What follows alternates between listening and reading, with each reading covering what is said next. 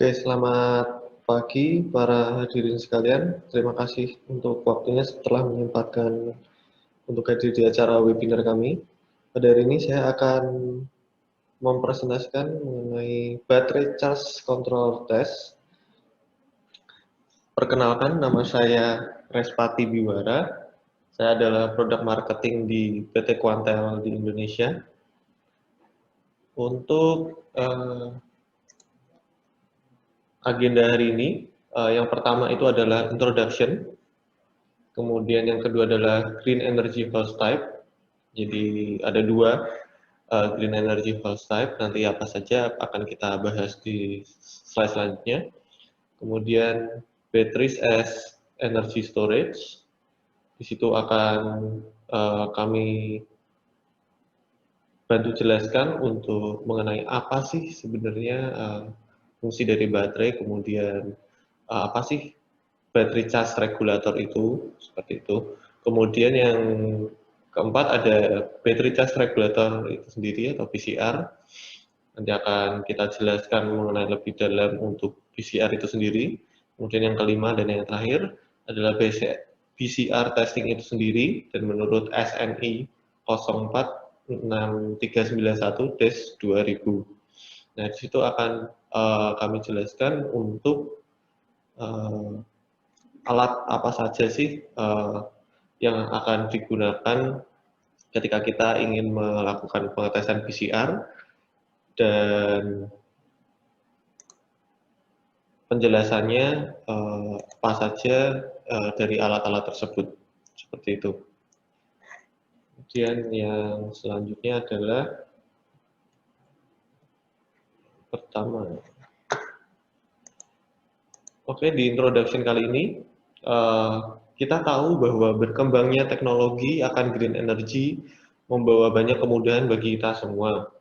Sebagai contohnya, kita dapat memiliki hunian di tempat terpencil seperti pada gambar ini di remote area resident, dan tetap mendapatkan dan menikmati aliran listrik. Nah, ini caranya bagaimana?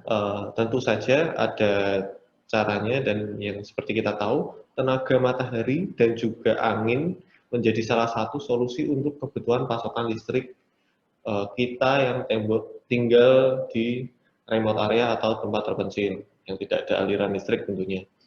Nah, untuk mengenal lebih jauh, kita akan beranjak ke slide yang selanjutnya.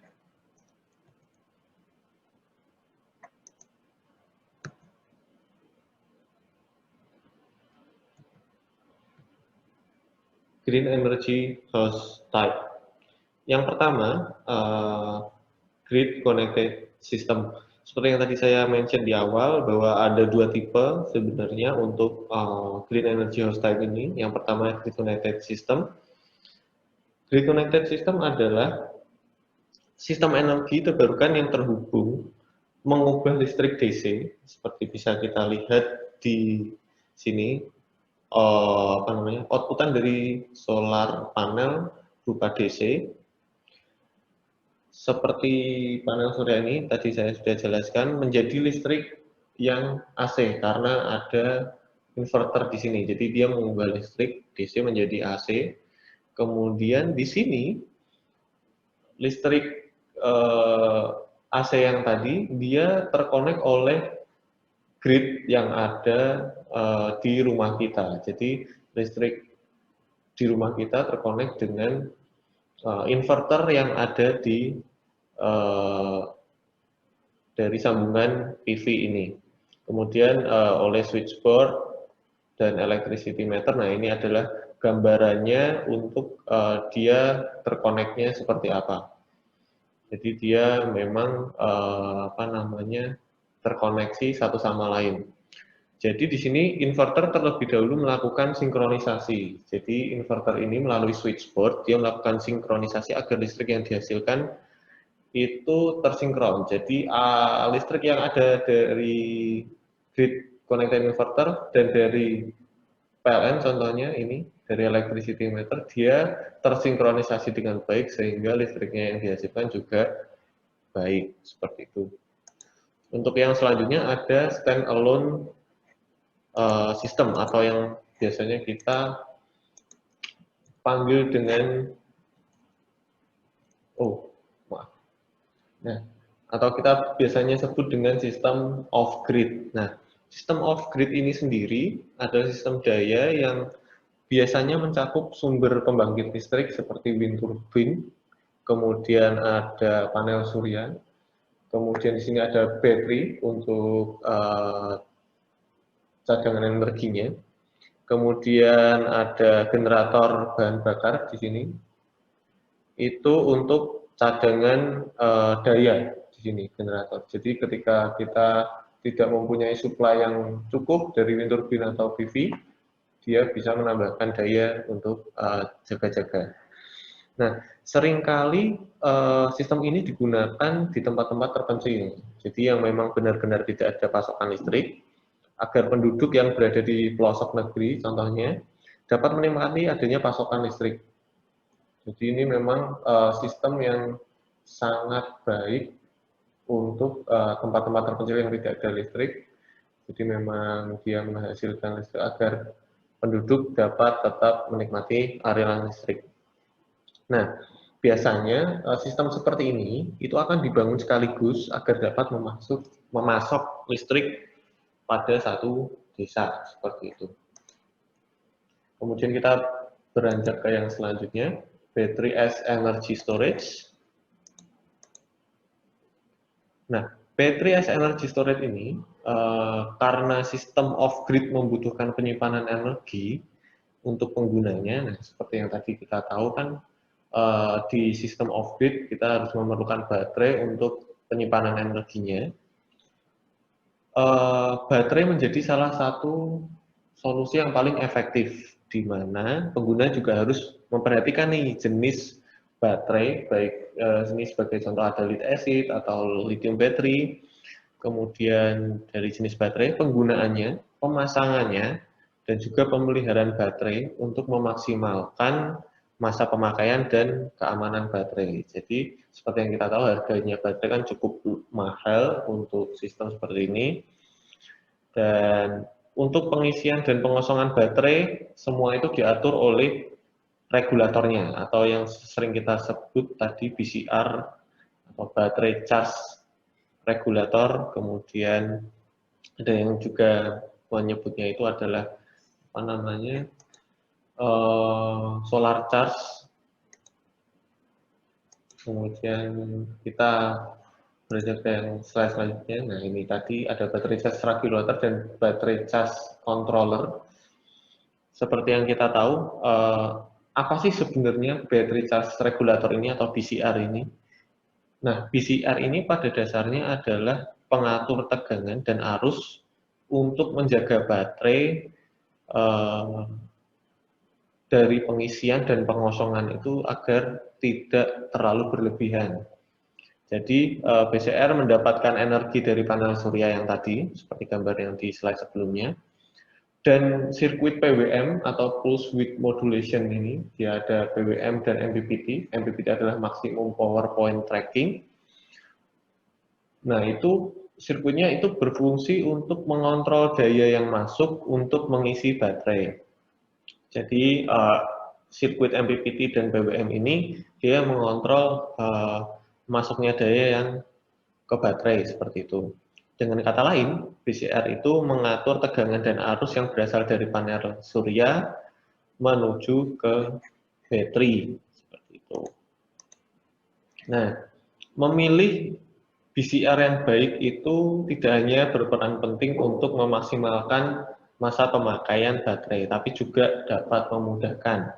Sebagai contoh, BCR yang baik itu tahu kapan dia perlu memberikan atau melakukan mengisi dan menghentikan pengisian baterai. Jadi dia tahu kapan waktunya stop untuk charge dan discharge baterai. Seperti itu. Dan beberapa BCR bahkan dapat melakukan kontrol otomatis menyalakan generator ketika baterai mencapai tingkat pengisian yang rendah. Jadi ketika baterai sudah mulai habis, tapi keadaan sedang malam hari, jadi tidak ada input dari PV ataupun wind turbine misalnya, itu ada BCR yang dapat melakukan turn on otomatis atau kontrol otomatis menyalakan generator sebagai backup cadangan, seperti itu. Nah, jadi BCR itu dapat melindungi baterai dari tegangan dan arus berlebih untuk mencegah baterai menjadi terlalu penuh atau benar-benar habis. Jadi seperti itu fungsi utamanya. Nah, itu tadi penjelasannya. Kemudian mengenai PCR testing. Kita pasti bertanya-tanya mengenai kenapa sih PCR harus dites seperti itu. Nah, yang pertama ini bisa kita baca bersama-sama untuk memastikan PCR dapat berjalan dengan baik. Nah, hal ini akan dibuktikan dengan adanya fungsional test di SNI. Kemudian yang kedua, untuk memastikan spesifikasi PCR sesuai dengan spesifikasi teknis yang dicantumkan. Jadi ketika kita membeli PCR, biasanya kan kita diberi technical specification. Nah, itu akan kita buktikan menggunakan endurance test, di mana kita akan melihat kapasitas maksimum yang dapat dicapai dari PCR itu sendiri. Yang ketiga, itu yang paling penting menurut saya, karena kalau ini tidak dilakukan pasti sangat merugikan, yaitu untuk memastikan proteksi keamanan dari PCR. Apakah proteksi itu dapat berfungsi dengan baik. Hal ini kita akan uji dengan adanya uji overload, kemudian temperatur, kemudian apakah ada over voltage. Nah, bisa kita bayangkan ketika kita tidak melakukan uji keamanan ini ya. Nah, yang pertama kalau kita tidak melakukan pengujian itu, apakah yang akan terjadi? Seperti itu kan. Nah, yang pertama itu adalah baterai lifetime akan berkurang. Seperti yang kita tahu tadi, fungsi utama PCR adalah mengontrol charge dan discharge dari baterai. Kemudian ketika baterai kita sudah habis, namun masih tetap di discharge, dia akan under voltage dan biasanya akan mengurangi lifetime dari baterai. Bahkan beberapa baterai akan langsung rusak seperti itu. Pasti kita tidak mau dong, kita sudah membangun mahal-mahal, tapi hanya karena masalah PCR-nya tidak baik, baterai lifetime-nya jadi berkurang. Kemudian yang kedua adalah power efisiensi dari PV ke baterai tidak seperti yang diharapkan. Nah, seperti yang kita tahu kan, PV ke baterai juga dipengaruhi oleh PCR tadi, karena PCR adalah regulatornya. Nah, di situ akan terlalu banyak energi loss dan akan merugikan kita sebagai konsumen kalau kita mempunyai PV yang besar, solar panel yang besar, namun tidak bisa secara maksimal didistribusikan ke baterai kita atau pemakaian kita, itu akan sangat merugikan kita. Yang ketiga, seperti yang tadi saya bilang, proteksi yang tidak berfungsi bagaimana mestinya itu nanti akan sangat merugikan kita, karena ini adalah faktor keamanan dari PCR itu sendiri. Akan terjadi mungkin adanya kebakaran, atau mungkin nanti baterai kita bisa meledak dan sebagainya, dan akan merugikan kita, bahkan mungkin properti kita yang sudah kita beli dengan mahal-mahal hanya habis terbakar atau bahkan hancur karena PCR ini tidak berfungsi dengan sebagaimana mestinya proteksinya. Kemudian yang selanjutnya mengenai SNI 04 SNI 04-6391-2000. Bisa kita lihat, di sini adalah gambar diagram, blok diagram dari pengetesan PCR. Di sini ada PCR di tengah, kemudian di sini ada yang bulat-bulat ini, I dan V ini adalah pengukuran dari current dan voltage. Kemudian yang dari sebelah kiri ini adalah PV simulator. PV simulator itu mensimulasikan output dari PV. Kemudian baterai simulator, seperti namanya baterai simulator, berarti dia mensimulasikan tegangan baterai dan kemudian fungsi baterai sebagaimana mestinya. Dia bisa men-charge dan dia bisa men-discharge seperti itu. Kemudian yang ketiga ada dummy load. Dummy load atau kita akan menggunakan yang lebih mudah yaitu programmable load. Jadi ketika kita harus menggunakan dummy load akan lebih merepotkan. Nah, ini untuk pengetesannya sebagai contoh. Di sini PV simulator yang tadi ada di sebelah kiri itu sebenarnya adalah sebuah DC power supply dengan kemampuan khusus dapat memberikan IV curve atau yang kita sebut. Jadi untuk PV dan wind turbine itu dia akan memberikan IV curve seperti ada di gambar itu ISC dan VOC, di mana ISC itu adalah I short circuit, jadi ketika current ketika dia short circuit, dan VOC adalah voltage ketika dia open circuit. Nah, sebagai simulator solar panel, dia memberikan referensi IV curve tersebut sehingga DC power supply itu tidak bisa, yang biasa tidak dapat menggantikan kemampuan PV simulator ini. Jadi dikarenakan tadi itu IV curve-nya itu kalau DC source biasa kan dia hanya memberikan flat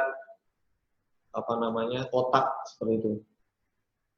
I dan V yang tetap. Kemudian PV simulator juga memudahkan kita dalam memberikan tegangan referensi yang ada saat dibutuhkan ketika akan melakukan pengetesan PCR ini.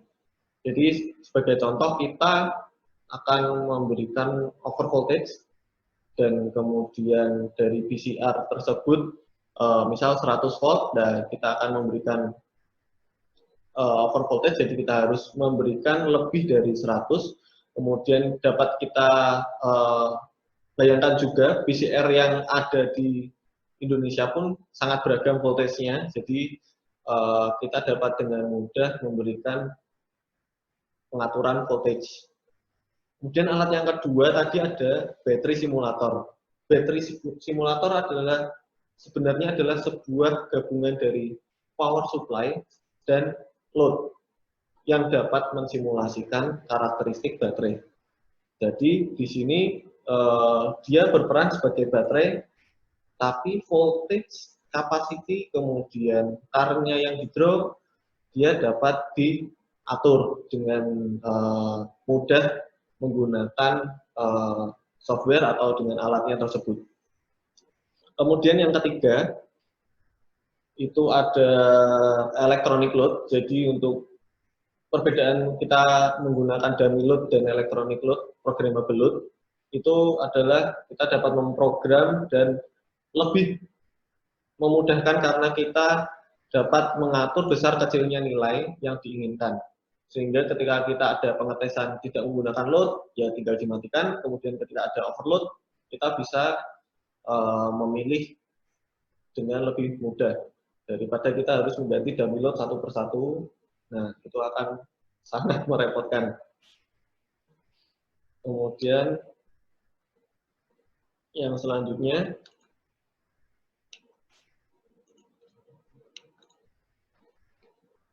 nah, di sini untuk battery charge regulator testing adalah flowchart dari SNI yang tadi saya sebutkan. Dapat kita lihat di sini produsen harus mengirimkan 4 spesimen, di mana setelah ada visual inspection dan function test, kita akan melakukan pertama adalah self consumption test dengan no load. Jadi kita melihat tes PCR-nya konsumsinya berapa, apakah dia sangat boros, jadi sangat tidak ramah dengan baterai yang kita gunakan. Kemudian ada high voltage disconnect, low voltage disconnect, and reconnect test. Itu akan melihat kemampuan PCR dalam menghentikan charge dan discharge ke baterai, seperti itu. Kemudian ada voltage drop test, dari PV ke baterai. Jadi kita melihat voltage drop yang ada di port PV dan di port baterai, seperti itu. Dan sama yang di bawahnya ada di port baterai dan di port load. Kemudian akan dilakukan endurance test, di mana akan dites kemampuan maksimalnya. Kemudian next, ada overload protection test dan ada reverse polarity test. Jadi di sini memang semakin ke bawah dia semakin dibuat stressful, kemudian PCR-nya di tes function test kembali. Jadi seperti dilihat setelah dibikin sangat stressful, apakah dia masih berjalan dengan baik atau tidak. Kemudian ada dilanjutkan dengan temperatur test, seperti itu. Nah, ini adalah contoh yang saya berikan sebagai agar kita dapat korelasinya mengenai alatnya dan pengetesannya. Dilakukannya itu seperti apa. Nah, untuk alat PV simulator sendiri, selain kita tidak bisa mereplace dengan DC source biasa, karena adanya plot IV curve itu tadi, pada pengetesan SNI poin 8.3.4 voltage drop and efficiency test at PV to battery terminal in BCR, juga dapat kita lihat contoh parameter pada PV yang harus diset untuk melakukan pengetesan. Jadi di poin B itu di prosedurnya bisa kita lihat set PV simulator voltage at PV open circuit condition atau VOC yang kita sebutnya in accordance with BCR utilization and set IPV at 10% from ICH max. Jadi kita mengeset current yang ada di PV itu hanya 10% dari maksimum yang dia mampu, seperti itu. Itu untuk sebagai contoh yang PV simulator lakukan. Jadi selain mengontrol voltage-nya, kita juga dapat mengontrol current-nya dengan mudah, seperti itu. Nah, ini adalah contoh dari software kami untuk software solar array simulator. Nah, di sini bisa kita lihat tadi kita setting VOC-nya yang ada di 48 volt itu, yang di sebelah kanan atas. Kemudian ini adalah tampilan dari IV curve-nya yang di graph ini. Itu di IV curve. Kemudian dari situ kita menuju ke bawah. Di Vmax itu kita di sebelah kanannya ada tombol yang saya pencet 10%. Nah, di situ saya mengeset current-nya agar menjadi 10% dari maksimalnya. Jadi kita sudah mengeset daya maksimal atau power maksimal sebesar 500 watt. Sebagai contohnya itu ada 500 watt di sebelah kanan. Nah itu 500 watt. Jadi ketika kita berikan power level hanya 10%-nya, jadi current-nya akan tetap akan berganti menjadi 10%-nya saja. Jadi itu adalah sebagai contoh untuk pengetesan yang tadi SNI poin 8.3.4 menggunakan PV simulator. Kemudian alat yang kedua itu ada battery simulator. Di sini kita akan mencoba functional test di SNI poin 8.2. Nah, untuk penggunaan battery simulator, kita diharuskan mengeset baterai voltage dan dapat di-increase dengan increment 0,2 volt. Di poin D itu ya, di prosedur yang poin D. Dapat kita lihat dan baca bersama-sama, increase battery simulator voltage gradually with increment of 0,2 volt and wait 30 seconds while observing any alteration. Nah, bisa kita bayangkan ketika kita tidak menggunakan baterai simulator ini, atau ketika ada testing tapi tidak menggunakan baterai simulator namun menggunakan baterai yang asli. Nah, untuk increment setiap 0,2 volt ini berarti dia harus di charge, kemudian kita harus menunggu 0,2 volt lalu mengukur, dan itu sangat sangat merepotkan. Jadi memang alat yang digunakan di sini akan sangat membantu untuk melakukan pengetesan PCR ini. Itu adalah sebagai contoh di battery simulator. Karena kita tidak mempunyai demo battery simulator di kantor kita di Indonesia, maka untuk demo yang nanti saya akan menggunakan baterai asli, jadi tidak ada baterai simulatornya. Jadi mohon maaf ketika saya tidak bisa mencontohkan nanti pengetesan yang menggunakan baterai simulator ini.